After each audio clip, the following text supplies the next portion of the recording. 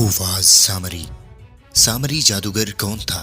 उसकी परवरिश किस तरह हजरत जिब्राइल ने की? सामरी ने ऐसा कौन सा जादू किया जिसकी वजह से बनी इसराइल के लोग उसके गर्विदा हो गए? उसने किस तरह बनी इसराइल के लोगों को गुमराह किया और अल्लाह की इबादत से हटाकर बुतों की पूजा पर लगा दिया? सामरी की वजह से किस तरह मिस्र में 700 यहूदियों को कत्ल किया गया?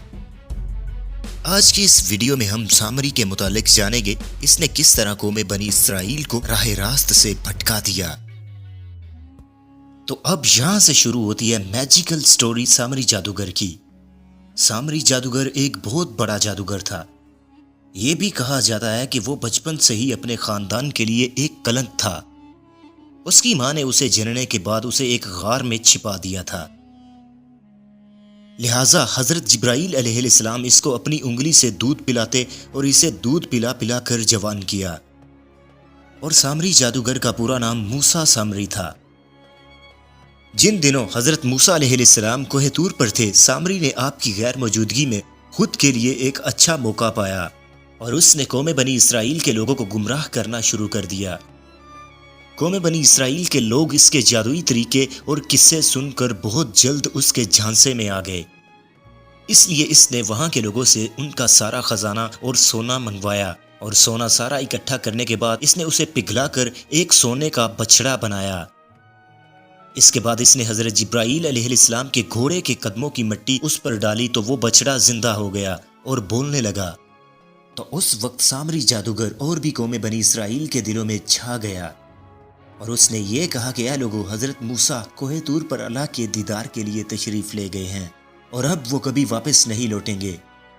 इसलिए तुम्हारा खुदा अब यही बछड़ा है, लिहाजा तुम लोग इसकी इबादत करो और इसे ही पूजो। सामरी जादूगर की इस तकरीर से बनी इसराइल के लोग पूरे के पूरे गुमराह हो चुके थे और 12,000 के करीब लोगों के सिवा सब लोगों ने सोने के बछड़े को पूजना शुरू कर दिया। फिर जब 40 दिनों के बाद हजरत मूसा अलैहिस्सलाम कोहे तूर से वापस लौटे तो उन्होंने अपनी पूरी कौम को गुमराह देखा और वो बछड़े की पूजा पाठ में लगे हुए थे।